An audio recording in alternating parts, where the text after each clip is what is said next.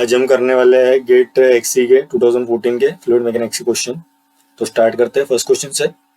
क्या दे रखे हैं उन्होंने, dam with a curve shape is shown in the figure. So ये डैम है बेसिकली जो शेडेड पोर्शन में, and the cross section area of the dam, suppose this is set 1, this is set 2, कुछ इस तरीके से। ठीक। और ये मतलब ये एक्स और जेड डायरेक्शन है ना, तो जो प्लेन मतलब ये स्क्रीन के परपेंडिकुलर डायरेक्शन है वो कौन सी डायरेक्शन हो जाएगी, वाई। तो वाई डायरेक्शन में हम डेप्थ यूनिटी मान लेते हैं सिंपल कैलकुलेशन के लिए, या डी भी मानेंगे तो वो कैंसिल ही हो जाएगी। कुछ इस तरीके से है। सो दिस इज से पोर्शन 2। तो ये जो सेकंड एरिया है वहां पर वाटर है, ठीक है, और इतना ही मतलब हाइड्रोस्टैटिक फोर्स यहाँ पर एक्ट कर सकता है। तो उन्होंने क्या दे रखा है, the area of portion A1 is 100 mm square, 100 metre square, and x1 bar is 10 metre. That is इसका सेंट्रोइड दे रखा है, ठीक है। और ये जो टोटल एरिया है वो कितना है, मतलब 1 और 2 को मिला के it is 40 into, let me check ये डायमेंशन, 40 इंटू 15।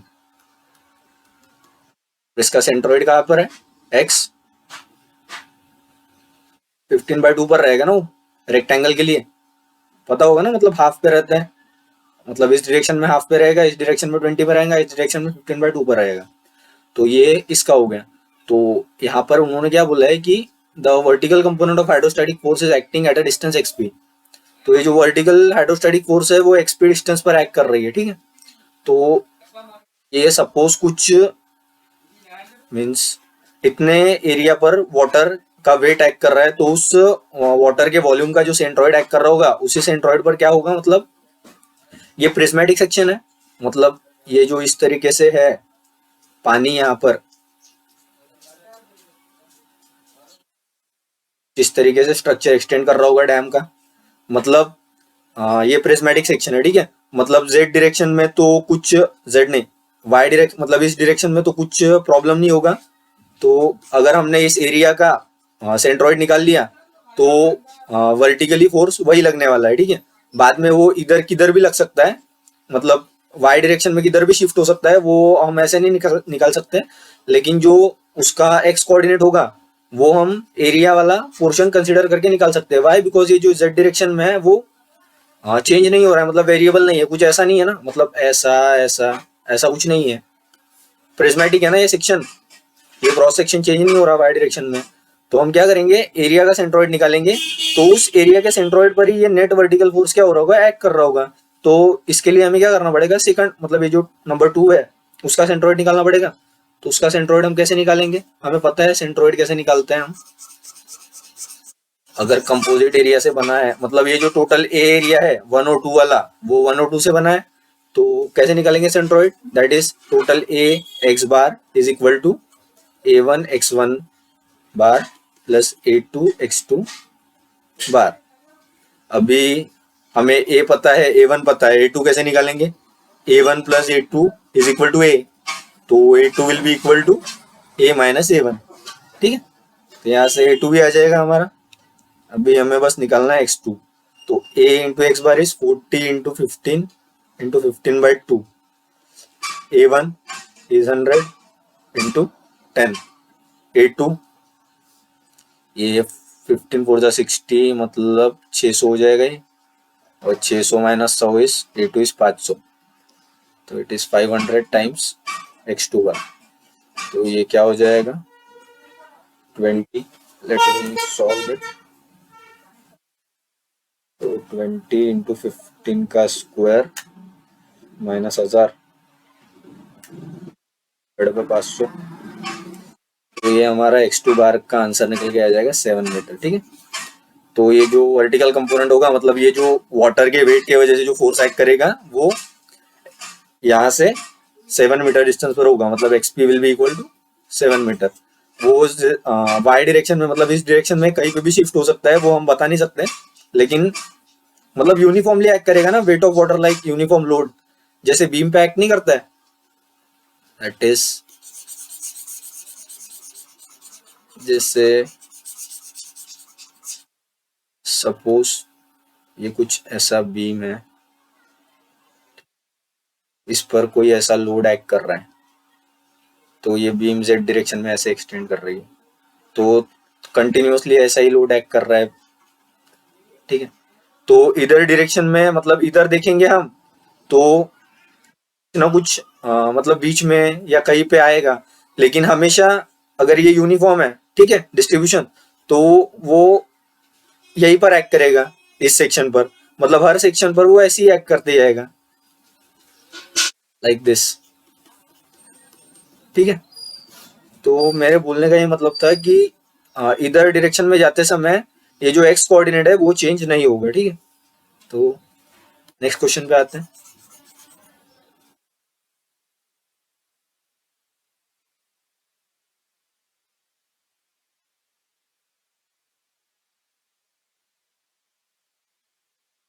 क्या दे रखा है उन्होंने, for unsteady incompressible fluid flow velocity is this where x and y in meter and t is in second, acceleration at point x equal to 10, y is equal to 0 as measured by stationary observer।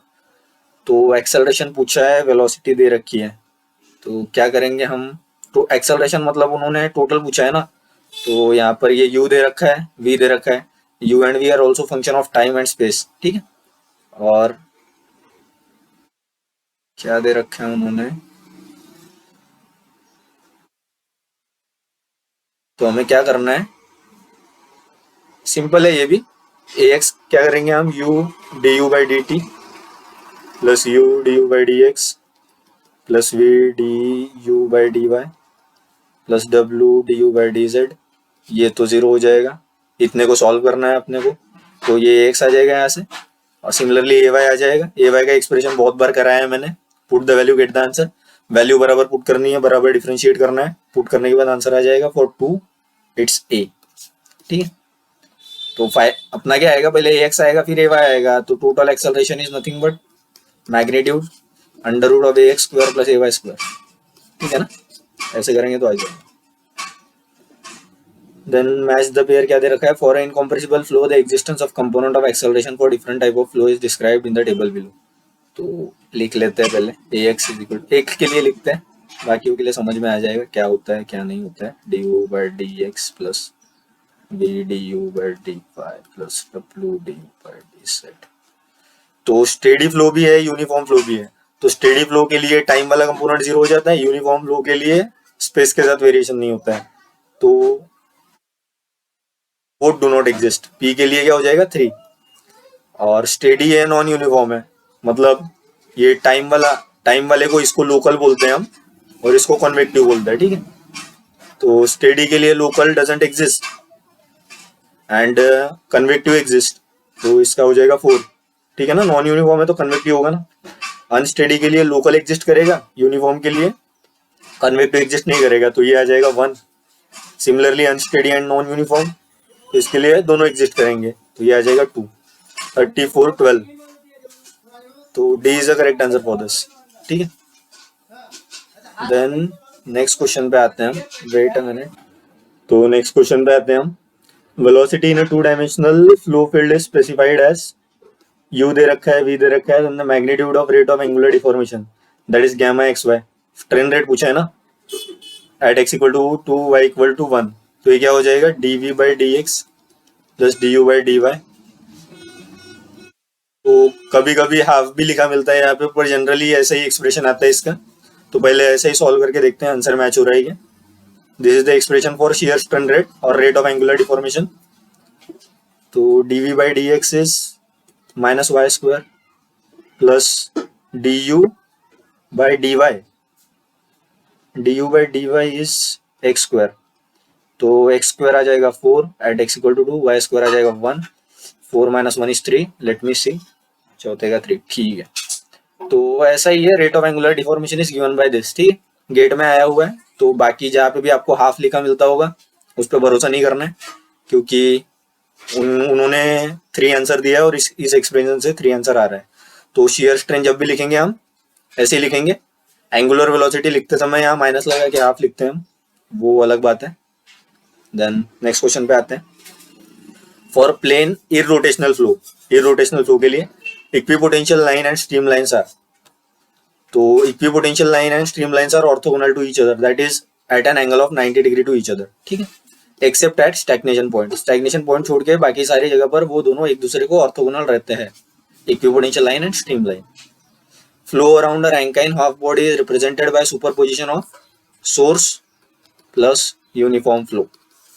Source plus uniform flow करेंगे तो Rankine half body मिलेगा, source plus sink plus uniform flow करेंगे तो cylinder मिलेगा, source plus sink plus uniform flow plus irrotational flow करेंगे तो हमें rotating cylinder मिलेगा, ठीक है। और सोर्स और सिंक पास पास में होने चाहिए, मतलब उनके बीच में का डिस्टेंस पास पास होना चाहिए, तभी हमें सिलेंडर के अराउंड फ्लो मिलेगा, ठीक है। तो नेक्स्ट क्वेश्चन पे आते हैं हम।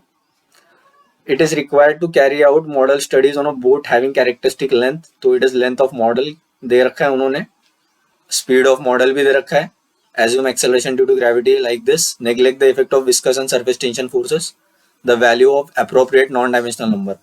तो ये बोट वाला मतलब रिवर में फ्लो हो रहा है, रिवर वाले टाइप के फ्लो को फ्री सरफेस फ्लो बोलते हैं। तो appropriate non dimensional number is nothing but Froude number, तो Froude number is nothing but v by under root GL, तो is nothing but 3 under root 3.6 multiplied by 10, so it is 3 by 36, that is 3 by 6, it is half, so 0.5 is the correct answer। let me check, 7 का बराबर है 0.5 answer है, range में आ रहा है अपना 0.48 से 0.52 के बीच में। तो नेक्स्ट क्वेश्चन पे आते हैं। Which of the following velocity profile typically represent fully developed incompressible turbulent flow in a pipe? तो टर्बुलेंट फ्लो के केस में, पाइप फ्लो में, मतलब अगर फुल्ली डेवलप्ड है तो कुछ इस तरीके से प्रोफाइल आती है। ये यूनिफॉर्म मतलब यूनिफॉर्म मिक्सिंग की वजह से, मतलब बहुत ज्यादा मिक्सिंग होती है ना टर्बुलेंट फ्लो में, तो उसके वजह से क्या हो जाता है, ये जो बीच वाले रीजन में होता है फुल्ली डेवलप फ्लो में, टर्बुलेंट फ्लो के केस में, तो ये नियर अबाउट यूनिफॉर्म हो जाती है प्रोफाइल। और ये थोड़ा सा विस्कस इफेक्ट की वजह से यहाँ पर वॉल्व के पास कुछ इस तरीके से पैराबोलिक टाइप की प्रोफाइल हमें देखने को मिलती है, पैराबोलिक या लॉगरिथमिक जो भी बोलते हैं उसे, तो उस टाइप की मतलब ऐसी प्रोफाइल हमें देखने को मिलती है in case of fully developed incompressible turbulent flow in a pipe ध्यान में रखना, ठीक है। तो C is a correct answer for this. Then next question पे आते हैं हम। कंसीडर अ इनकॉम्प्रेसिबल, ठीक है, laminar flow past a circular cylinder of diameter d, the flow is uniform at a far stream, ठीक है, मतलब बहुत सिलेंडर से टकराने के पहले तक फ्लो क्या था, यूनिफॉर्म था, मतलब वेलोसिटी सारी जगह पर सेम थी। Which one of the following figure typically represent the वेग velocity profile just downstream of the cylinder. तो सबसे पहले ये समझना जरूरी है वेग क्या है। मतलब वेग एक लो प्रेशर रीजन होता है, ठीक है, जो फ्लो सेपरेशन की वजह से फॉर्म होता है सिलेंडर के, मतलब यहाँ पर जाएगा और फ्लो सेपरेट हो जाएगा, तो कुछ इस तरीके से लो प्रेशर रीजन फॉर्म होएगा। मतलब यहाँ पर क्या हो जाता है, रिसर्कुलेटरी फ्लो सेटअप हो जाता है, मतलब वेलोसिटी नेगेटिव हो जाती है, मतलब रिसर्कुलेशन चालू हो जाता है, एडिस का फॉर्मेशन होना चालू हो जाता है, मतलब वेलोसिटी की डायरेक्शन क्या हो जाती है, चेंज हो जाती है। तो रिसर्कुलेशन यहाँ पर कीवर्ड है, तो रिसर्कुलेशन होगा तो वेलोसिटी की डायरेक्शन क्या हो जाएगी, उल्टी हो जाएगी। तो यहाँ पर देखते हैं हम कौन से प्रोफाइल में उल्टी हो रही है वेलोसिटी की डायरेक्शन, इसमें तो नहीं हो रही है, इसमें भी नहीं हो रही है, इसमें भी नहीं हो रही है, सिर्फ इसमें हो रही है। तो C is a correct answer, representing velocity profile. ये फार क्या बोलते हैं, मतलब सिलेंडर से टकराने के पहले वाला यूनिफॉर्म फ्लो, ये बाद वाला, ठीक है, वेग फॉर्मेशन के बाद वाला। तो C is a correct answer. एक बार चेक कर लेता हूँ फिर, हाँ सी है। तो क्वेश्चन नंबर 10 पे आते हैं हम। तो container of square cross section is partially filled with liquid of density ρ1, ठीक है, a cylinder is intended to float in another liquid of density ρ2, so this is ρ2, this is ρ1, and the distance between the meta center and center of buoyancy, that is meta center or center of buoyancy, that is mb, is given by I by v submerged, where I and v submerged are the area moment of inertia of cross section and submerged volume, neglect the weight of the container। तो क्या निकालना हमें, which of the following is the correct condition for stability. तो stability के लिए हमें पता है क्या होता है, metacentric height must be positive, and metacentric height is given by GM is nothing but I by VS minus BG, ठीक है। तो GM plus B G is nothing but M B. ये बी जी क्या होता है, मतलब centre of buoyancy और centre of gravity के बीच में का डिस्टेंस इज बी जी, और G M is centre of gravity और मेटा सेंटर के बीच में का distance is nothing but metacentric height. ठीक है, तो सबसे पहले काम होगा हमारा जीएम कैलकुलेट करना। जीएम कैलकुलेट करना करने के लिए हमें आई निकालना पड़ेगा, देन वीएस निकालना पड़ेगा, फिर बीजी निकालना पड़ेगा। तो कैसे करेंगे हम, तो इसमें rho one density of fluid है, कितने हाइट तक है, it is rho one into calculate, weight निकालना पड़ेगा इसका। तो डेंसिटी कितनी है फ्लूइड की, रो वन है, और वॉल्यूम कितना है, इट इज एच बी, और इस डायरेक्शन में कुछ दिया नहीं है उन्होंने, तो उसे डी मान लेते हैं हम, डेप्थ, डेप्थ इज डी, तो it is volume of fluid जो इसके अंदर है। ठीक है, और इसका वेट निगलेक्ट करना है, तो इक्विलिब्रियम में क्या होगा, summation of forces in Y direction is equal to zero, मतलब इसका जो वेट है वो बॉयंट फोर्स से बैलेंस हो जाएगा, that is F B must be equal to,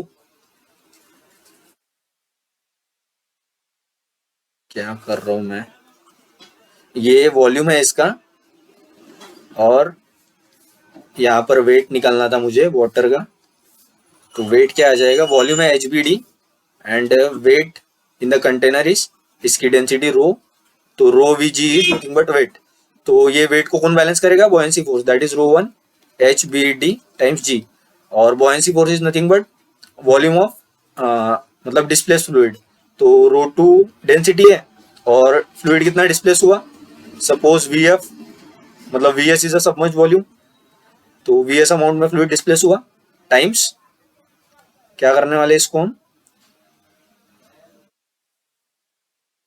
जी से ही मल्टीप्लाई करने वाले। ठीक है, तो it is nothing but buoyancy force, और ये वेट। ठीक है, तो बॉयंसी और वेट ने एक दूसरे को बैलेंस कर दिया, that is F B is equal to W one, वही एक्सप्रेशन नीचे लिखा है, तो बाद में क्या हो जाएगा ये, और वी एस की वैल्यू भी निकाल लेते हैं हम, V S is nothing but equal to, suppose this is the distance X, जहाँ तक वो सबमर्ज्ड है, तो it is B into X into D, that is B X D, it is submerged volume. ठीक है, तो बाद में it is rho one H B D rho two B X D, तो x इज गिवन बाय, x की value क्या आ जाएगी, rho one by rho two times h। ठीक है, तो x आ गया हमारा rho one by rho two times h, x निकाल लिया हमने यहाँ से, अभी मतलब vs निकाल लिया। ठीक है, vs में अननोन था सिर्फ x, क्या करना है हमें, लग यार बीजी भी निकाल लेते हैं, बी जी मतलब distance between centre of buoyancy and centre of gravity, तो सेंटर ऑफ ग्रेविटी कहाँ पर है, इस वो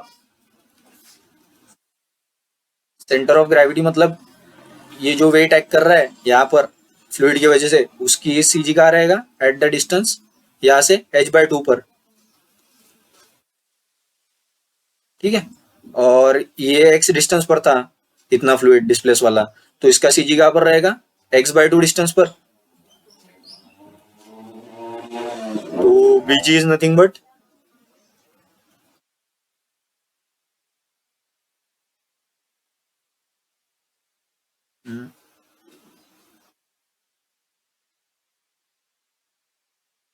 वन रो टू से बड़ा है, रो वन तो कम ही है, ये फ्लोट हो रहा है, ये देखिए, मीन्स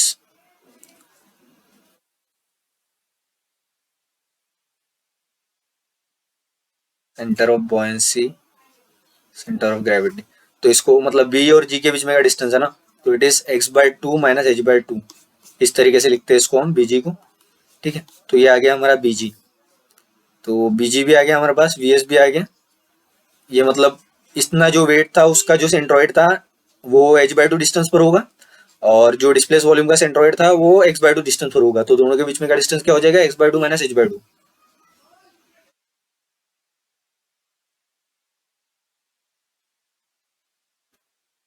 थिंक उल्टा किया मैंने, it is H by two minus x by two होना चाहिए, बिकॉज एच तो बड़ा है, ये कुछ इस तरीके से आएगा, it is h/2 minus x/2। ठीक, तो ये हो गया बीजी हमारा। अब देन हमारा बचा सिर्फ आई। तो आई क्या आ जाएगा हमारा, ये क्रॉस सेक्शन कुछ इस तरीके से है, that is this distance is D, this is B. तो आई हमको क्या करना पड़ता है, मिनिमम लेना पड़ता है, बिकॉज अगर मिनिमम के लिए सेफ हो जाएगा तो मैक्सिमम के लिए तो सेफ होने ही वाला है। मतलब कैसे, सपोज ये दो एक्सिस है हमारे, ठीक है, एक ये वाला एक्सिस है सेंट्रोइडल, एक ये वाला है। तो इसके अबाउट क्या आएगा moment of inertia, it is D B cube by 12, और इसके अबाउट क्या आएगा, it is B D cube by 12। तो ये बी डी क्यूब बाय 12 तो ज्यादा ही है, ठीक है, ये वाला है। तो इसके लिए तो जीएम की वैल्यू पॉजिटिव आ ही सकती है, बिकॉज ये वाला मतलब आई बाई वी एस वाली क्वांटिटी इसके लिए इसके कंपैरिजन में तो ज्यादा आने ही वाली है। तो हम क्या करेंगे, मिनिमम वाले के लिए सेव करेंगे, that is D B cube by 12 वाला मोमेंट ऑफ इनर्शिया कंसिडर करेंगे यहाँ पर। तो आई मिनिमम क्या आ जाएगा हमारा, it will be D B cube by 12। ठीक है, तो सारी चीजें आ गई, आई मिनिमम बी जी जो भी था सब आ गया। तो अभी पुट करना है बस, ये ध्यान में रखनी है, h/2 माइनस x/2 आंसर आया था इसका। G M is equal to I मतलब D B cube by 12, and ये हो जाएगा बी डी, और x की वैल्यू है √1/√2 times h, minus B G is nothing but h/2 minus x/2। ठीक है, तो पहले इसको पूरा सॉल्व कर लेते हैं, बाद में वैल्यू पुट करेंगे। तो it is √2/√1 times B D, तो यहाँ b² by 12h minus h/2 minus it is √1/√2 times h/2।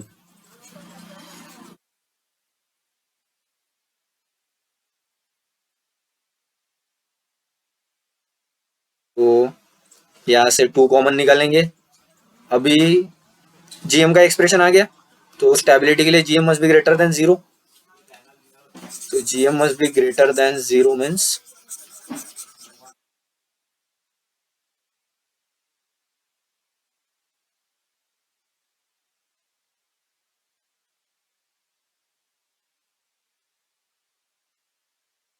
√2/√1 6 √1 b² by h। ठीक है, यहाँ से 2 कॉमन लिया, बाहर ले गए, माइनस ये h कॉमन ले लिया यहाँ से, 1 minus √1/√2, it must be greater than 0। ठीक है, तो h/b तो नहीं आना चाहिए, बराबरी तो कर रहा हूँ मैं। हाँ, तो और एक चीज की है उन्होंने, b से डिवाइड कर दिया पूरे एक्सप्रेशन को, तो वो कुछ इस तरीके से दिखेगा, √2/6 times √1 b/h minus h/b 1 minus √1/√2, it must be greater than 0। ठीक है, तो ये किससे मैच कर रहा है, √2/6 ρh1, लेट मी चेक, 10 का ना, 10 का ए इज द करेक्ट आंसर। ठीक, तो अपना आंसर आ गया ये, आई होप समझ में आया होगा आपको, प्रॉब्लम है बढ़िया था। देन नेक्स्ट क्वेश्चन पे आते हैं। In a steady state two-dimensional potential flow field due to a point source, the acceleration of the particle at a distance r from the point source। तो पॉइंट सोर्स कुछ इस तरीके से होता है, मतलब एक पॉइंट से फ्लो इमर्ज होता है, तो उसमें क्या होता है, वी थीटा 0 होता है, एंड वी आर क्या हो जाता है हमारा, V R is equal to क्या बोलते हैं उससे, it is proportional to k/r। ठीक है, तो कुछ इस तरीके से एक्सप्रेशन होता है। तो इसके लिए एक्सेलरेशन का एक ही टर्म आएगा, दैट इज थीटा वाला टर्म तो सारा 0 हो जाएगा, बिकॉज मतलब उसमें V theta V R by R ऐसा कुछ टर्म आता है, लेकिन उसमें वी थीटा आता है ना, तो उसके वजह से ये वाला टर्म भी 0 हो जाएगा। मतलब टोटल जो थीटा डायरेक्शन में एक्सेलरेशन है वो तो 0 ही हो जाएगा। तो हमें सिर्फ क्या करना है, रेडियल डायरेक्शन वाला एक्सेलरेशन निकालना है। तो क्या कैसे आएगा वो, it will be like this,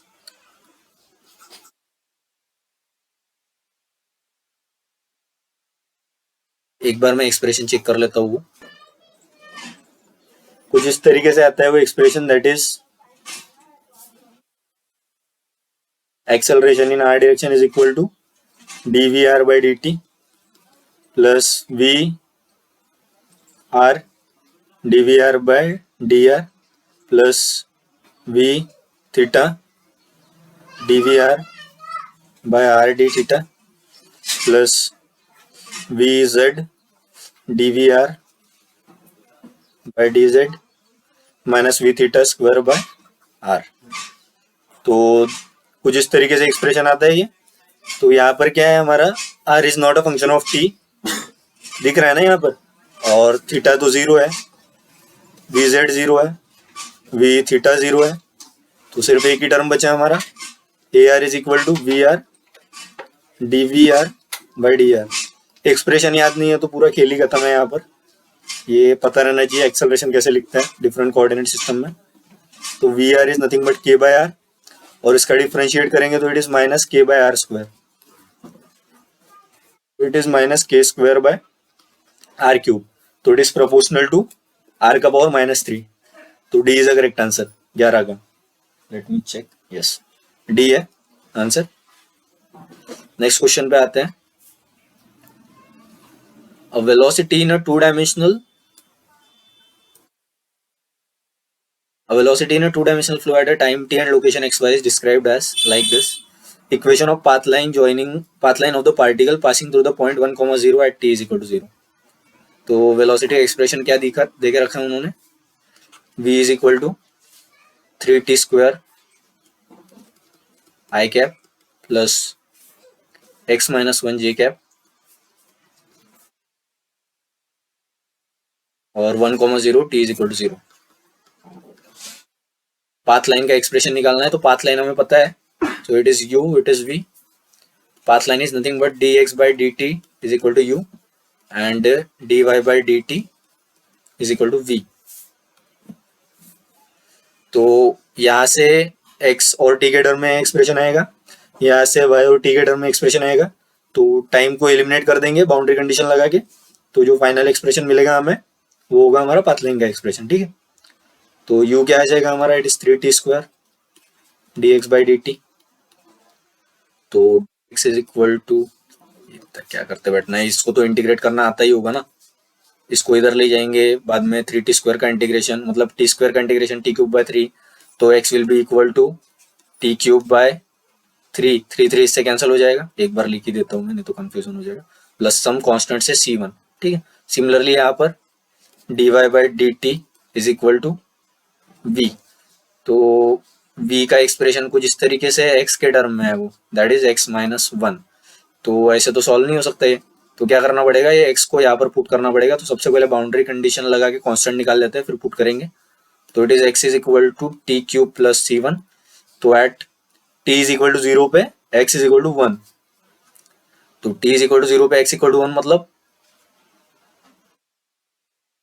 t is equal to 0 x equal to 1 plus c1, तो मतलब c1 इज इक्वल टू 1। इसका ये मतलब था, तो c1 निकल गया यहाँ से 1 के बराबर। ये आ गया x का एक्सप्रेशन। तो अभी x यहाँ पर पुट करेंगे हम, तो that is dy by d t, x is nothing but t cube plus 1 minus 1, तो it is t cube dy by d t. तो वी विल गेट, तो y will be equal to t का power 4 by 4 plus c2, और at t is equal to 0, t is equal to 0 पर y is equal to 0, मतलब c2 is equal to 0। ठीक है, तो y is equal to t का power 4 by 4। ये आ गया हमारा एक्सप्रेशन किसका, y का। तो अभी किसके टर्म में दिया है उस हिसाब से पुट करेंगे हम, सीधे से ऐसे रख लेते हैं। तो इट इज 4y t का पावर 4, तो इसको यहाँ रखेंगे हम, मतलब 4y का power 1 by 4 is equal to T.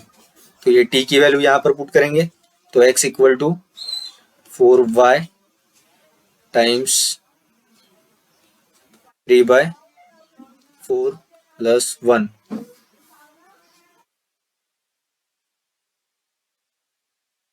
इस तरीके से कर सकते हैं इसको। Manipulate x minus 1 is equal to 4y times 3/4। तो ये क्या आ जाएगा इसका फाइनली, ये फोर्थ पावर है ना, तो दोनों साइड फोर्थ पावर ले लेंगे हम, मतलब 4 से मल्टीप्लाई करेंगे ऊपर पावर में, दैट इज x माइनस 4 का पावर 4y क्यूब। ये फोर्थ रूट है तो ये कट जाएगा इससे, तो फाइनली क्या आ जाएगा ये x माइनस 1 का पावर 4 माइनस, इधर लेके जाएंगे इसको तो 4 का क्यूब मतलब 4 4 जा 16, 16 4 जा 64 y cube is equal to 0। ठीक है, तो this is the expression for path line.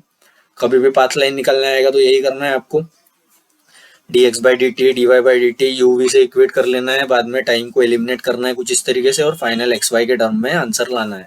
जो कंडीशन दी रहेगी उससे कांस्टेंट निकलेंगे, तो it is c is a correct answer. I hope समझ में आया आप। नेक्स्ट क्वेश्चन पे आते हैं। ये तो इस पेपर का सबसे बढ़िया प्रॉब्लम है। क्या दे रखे उन्होंने, gravity driven flow over a hump height h in a canal is shown in the figure. The height of the free surface from the canal bed at upstream is h. Free surface height is reduced to h1 above the hump. ठीक है, इस hump पर height h1 हो गई।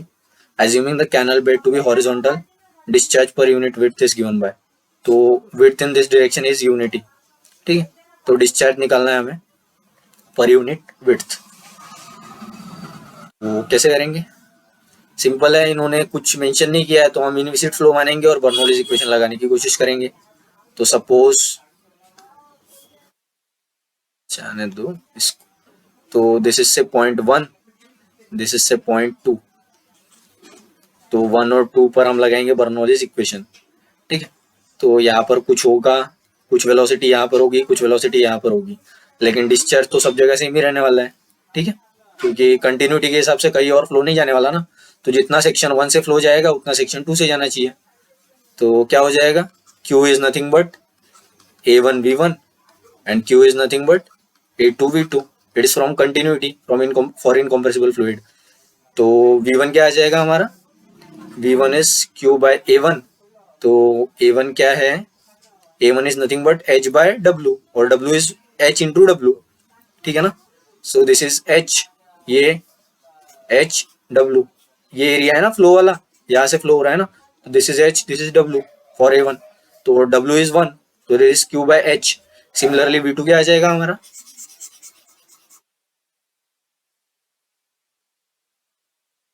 Q bye A2 की, A2 का answer आ जाएगा हमारा, ये डेटम है, नहीं नहीं नहीं, डेटम वगैरह से कुछ करना नहीं है, ये अलग ही बात है। तो ये हो गया V1 के लिए, समझ में आया ना A1 कैसे निकाला। सिमिलरली यहाँ फ्लो एरिया क्या है, H1 है ना, H1 इंटू विड्थ, तो विड्थ इज 1, तो इट इज H1। तो ये आ गया V1, ये आ गया V2, V1 आ गया, V2 आ गया। अभी मेन बात बच गई बस बर्नौलीज इक्वेशन लगाना। तो इस P1 by rho g plus V1 square by 2G plus Z1 P2 by rho g plus V2 square by 2G plus Z2। तो P1 P2 एटमोस्फेरिक कैंसल। ठीक है, तो इसमें तो कोई डाउट नहीं है, फ्री सरफेस दिया है सिंबल, तो ये एटमोस्फेरिक प्रेशर, दोनों जगह pressure same. Then V1 square by 2G, इसको रखते हैं हम बाद में आराम से, दैट इज पहले देख लेते हैं कौन बड़ा कौन छोटा क्या आने वाला है। Z1 की वैल्यू क्या आ जाएगी, suppose this is our datum, तो यहाँ से Z1 आ जाएगा हमारा H is equal to V2 square by 2G। Z2 क्या आ जाएगा हमारा, it is this H plus this H, that is H plus H1। तो ये H बड़ा है, ये H1 प्लस H से, तो इसको इधर ले जाएंगे, मतलब ये पॉजिटिव क्वांटिटी है, that is H minus H plus H1 upon 1 by 2G V2 square minus V1 square. V1 को इधर लेके आए हम, तो फाइनली ऊपर वाले को मिटा देते हैं, ऊपर वाले का काम नहीं है अभी, ऊपर वाले एक्सप्रेशन का। Then it is 2G H minus H1 minus H, और V2 square is Q square by H1 square, और V1 square is Q square by H square. तो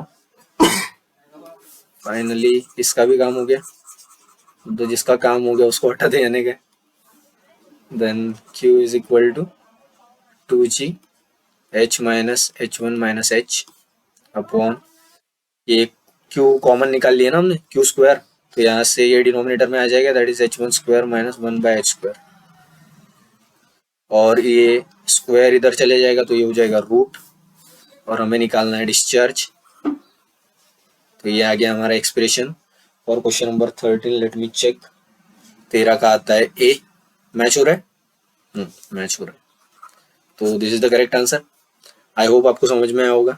एक बार समझ में आने के बाद डिस्चार्ज कैसे लिखते हैं प्रॉब्लम में कुछ बचा ही नहीं, लेकिन वही समझ में आने के लिए पेपर के टाइम पे बहुत टाइम लगता है। नेक्स्ट क्वेश्चन पे आते हैं। Steady state incompressible flow through a pipe network is shown in the figure, ठीक है। Inlet marked as 1 2 3 and exit mark as 4 as shown in with their respective diameter. The exit flow rate at 4 is 0.1 meter cube per second. A 20% increase in flow rate through 3 result in 10% increase in flow rate through 4. Original velocity through inlet 3 is, तो देखते हैं कैसे करते हैं इसको। That is A3 V3 plus A2 V2 plus A1 V1 is equal to A4 V4। ठीक है ना, समझ में आया ना, जितना अंदर आ रहा है उतना ही बाहर जा रहा है flow from continuity. Flow continuity, continuity equation नहीं, कंटिन्यूटी मतलब जितना अंदर आ रहा है उतना बाहर जाना चाहिए स्टेडी स्टेट में, क्योंकि बीच में कुछ भी जमा नहीं हो रहा है। तो ये है ओरिजिनल के लिए। अभी नेक्स्ट क्या बोल रहे हैं वो, और 20% increase in flow rate through 3, मतलब 3 से 20% फ्लो रेट अगर इंक्रीज कर रहे हैं मतलब इट इज 1.2। 20% इंक्रीज मतलब 20% इंक्रीज इन फ्लो रेट मतलब ओरिजिनल क्यू था प्लस 20% बढ़ा रहे, लाइक दिस 20/100 टाइम्स क्यू, तो न्यू वाला क्या हो जाएगा 1.2 टाइम्स क्यू, ठीक है ना। तो ये है flow rate through Q, flow rate through 3, तो ये बढ़ रहा है हमारा 20%, तो it is becoming 1.2 times A3 V3 plus A2 V2 में तो कोई फर्क नहीं पड़ रहा, A2 V2 as it is, A1 V1 भी वैसे ही रख रहा है। तो ये जो फ्लो रेट बढ़ा है उससे क्या फर्क पड़ा, result in 10% increase in flow rate, मतलब यहाँ पर 10% बढ़ रहा है 4 से, तो इट इज A4 V4। तो क्या करेंगे, this is our original equation. ये कब हो गया, बढ़ाने के बाद। ये परसेंट वाला समझ में आया ना कैसे होता है, तो बेसिक है एप्टीट्यूड वाला, तो आना चाहिए आपको समझ में। देन 2 इक्वेशन मिल गए, इसमें 1 को 2 से 1 में से मतलब 2 को 1 में से माइनस करेंगे, तो मतलब इक्वेशन 2 माइनस इक्वेशन 1, तो ये क्या आ जाएगा 0.2 times A3 V3 is equal to 0.1 times A4 V4। तो कुछ इस तरीके से आएगा। ये V3 निकालना है हमें, ओरिजिनल वेलोसिटी, और V3 इज ओरिजिनल वेलोसिटी, तो ठीक है ना, बिकॉज हमने फ्लो रेट बढ़ाया, फ्लो रेट के टर्म में लिखा इसको, तो ये तो ओरिजिनल वेलोसिटी ही है, और it is flow rate through 4, तो ये हो जाएगा A3 V3 1/2, और A4 V4 is nothing but Q4, और Q4 इज 0.1, तो A3 V3 0.1/2 और A3 6 सेंटीमीटर, तो एरिया आ जाएगा हमारा सर्कुलर पाइप के लिए, इट इज π/4, 6 सेंटीमीटर मतलब 0.06 स्क्वायर, तो इतना एरिया आ रहा है। इसको इधर ले जाएंगे हम, तो इट विल बी 17.68, 14 आंसर, ठीक है 17.68 रेंज में आ रहा है हमारा answer. This is the exact answer, यही पुट करना है आपको for question number 14। Then next सवाल पे आते हैं। A reducing elbow is used to deflect water upward by 30 degree as shown in the figure. The mass flow rate at the inlet is 14 kg per second. Water is entering at a gauge pressure of 200 kilopascal and exit to atmosphere, ठीक है। The cross section area is 113 centimeter square at inlet and 7 centimeter square at exit. Density of water and acceleration due to gravity are like this. Magnitude of x component of water force on the elbow. तो x component of force निकालना है. तो यहाँ पर gauge pressure दिया है, that is P minus P not की value दे रखी है यहाँ पर इस सेक्शन पर. ठीक है, तो कितना दे रखा है उन्होंने, 200 kPa है. और ये तो एग्जिट तो एटमोस्फियर पे ही हो रहा है, तो यहाँ पर गेज प्रेशर क्या आ जाएगा, 0. ठीक है, तो यहाँ पर प्रेशर की वजह से कोई भी फोर्स एक्ट नहीं कर रहा. और यहाँ पर मोमेंटम इनलेट कितना हो रहा है एक्स डायरेक्शन में, it is m dot times v1. Similarly इधर momentum that is m dot तो सेम ही रहेगा, जितना मास फ्लो रेट यहाँ से आया उतना ही इधर गया. और यहाँ पर वेलोसिटी सपोज से v2 है, तो x डायरेक्शन में क्या हो जाएगा, x डायरेक्शन में एग्जिट वाला momentum it is m dot v2 cos of 30. तो स्टेडी स्टेट में क्या होता है, net forces acting on the control volume. Suppose this is our control volume.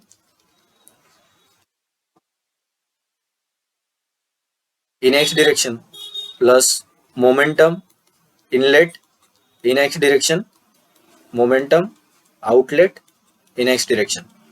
ठीक है, this is the momentum equation in x direction under steady state condition. तो forces एक ही है प्रेशर की वजह से, वो भी यहाँ पर मतलब इनलेट साइड पर. तो क्या हो जाएगा हमारा ये, दैट इज 200 किलो पास्कल मतलब 10 का पावर 3 पास्कल.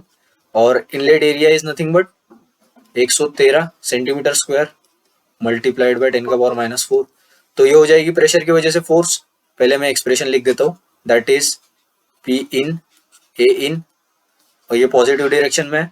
और momentum inlet in x direction is also in positive direction, that is m dot times v1.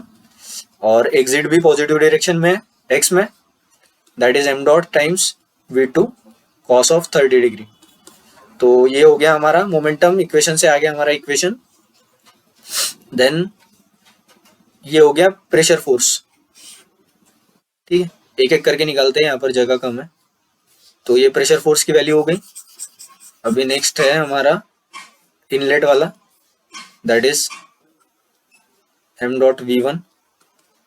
और v1 दे रखा है क्या उन्होंने, v1 नहीं दे रखा है, तो v1 निकालना पड़ेगा हमें. v1 कैसे निकालेंगे हम, we know that m dot is equal to rho a rho 1 a1 v1 और rho 2 a2 v2, बिकॉज और कहीं पे मतलब स्टेडी स्टेट है और मास जमा नहीं हो रहा कहीं पे, तो जितना अंदर आ रहा है उतना बाहर जाएगा. तो यहाँ से हमारा v1 आ जाएगा, m डॉट इज 14, सेम ही है 1000, and a1 is nothing but 113 divide by 10 का पावर -4. v1 is 1.23893 मीटर पर सेकंड. ठीक है, देन v2 की वैल्यू सिमिलरली इसी आर्गुमेंट से हम निकाल लेंगे, 7 इंटू 10 का पावर -4 आ जाएगा हमारा 20 मीटर पर सेकंड. ठीक है, तो m डॉट v1 क्या आ जाएगा हमारा, सेकंड एक्सप्रेशन निकाल लेते हैं, v2 निकाला तो m dot is 14 into cos of 30. This value is equal to 242.4871 point. ठीक है, ये वाला एक्सप्रेशन की ये वैल्यू आ जाएगी. और m डॉट v1 की क्या आएगी, इट इज 1.23893 मल्टीप्लाइड बाय 14, तो ये 17.34 आ जाएगा. इस 17.34 m डॉट v1. और प्रेशर का तो यहाँ निकाल के रखा है हमने, दैट इज 200 इंटू 113 इंटू 0.1, तो इट इज 2260, काफी ज्यादा आ गया. Equal to 2260. और एक चीज रह गई, काम की चीज तो रह गई, we need to calculate x component of water force on the elbow. तो ये जो कंट्रोल वॉल्यूम लेंगे हम, तो कंट्रोल वॉल्यूम पर क्या करेगा, ये एल्बो फोर्स एक्सर्ट करेगा इन एक्स डायरेक्शन से fx. तो वो यहाँ पर रखना हम भूल गए हैं. तो करेक्ट एक्सप्रेशन क्या आएगा मोमेंटम वाला, that is net force is nothing but like this P in A इन। तो ये हो जाएगी नेट फोर्स, ये वॉट कंट्रोल वॉल्यूम पर एल्बो ने एक्सर्ट की plus momentum inlet outlet. So this will be the correct expression for this problem, momentum expression। तो 2260 answer आ गया हमारा, प्लस इसको m dot v1 is 17.34 minus 242.4871 2034, yes. तो 15 का आंसर आ जाता है हमारा 2034 fx, ठीक है। तो उन्होंने मैग्नीट्यूड ही बोला है, तो ये वाला फोर्स जो है ये क्या हो रहा है, मतलब ये जो हमने कंट्रोल वॉल्यूम सिलेक्ट किया है ना ऐसा लाइक दिस, ये जो डॉट से हमने सिलेक्ट किया है कंट्रोल वॉल्यूम, तो इस पर एफ एक्स एफ वाई ऐसे कुछ फोर्सेस लग रहे होंगे। तो ये जो फोर्स है ये एल्बो ने लगाया कंट्रोल वॉल्यूम पर, तो वो मिल गया, और न्यूटन थर्ड लॉ के हिसाब से इतना ही फोर्स कंट्रोल वॉल्यूम लगाएगा एल्बो पर, ठीक है। तो this is the correct expression for this problem. Then next सवाल पे आते हैं। A source with a strength K1 and vortex with a strength K2 are located at the origin. Resultant velocity at a radial distance r from the origin due to superposition of source and vortex is expressed as। तो सबसे पहले देखते हैं क्या होता है इसका,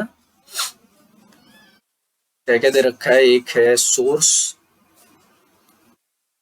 तो इधर करता हूं मैं, ज्यादा क्लियर हो जाएगा। सोर्स है, फ्री वॉर्टेक्स है। तो सोर्स के लिए वी थीटा वी आर, तो सोर्स के लिए थीटा वाली वेलोसिटी तो होती है 0, और वॉर्टेक्स के लिए होती है it is k by are, and source के लिए वी आर होती है के बाय आर, और फ्री वॉर्टेक्स के लिए वी आर होती है 0, ठीक है।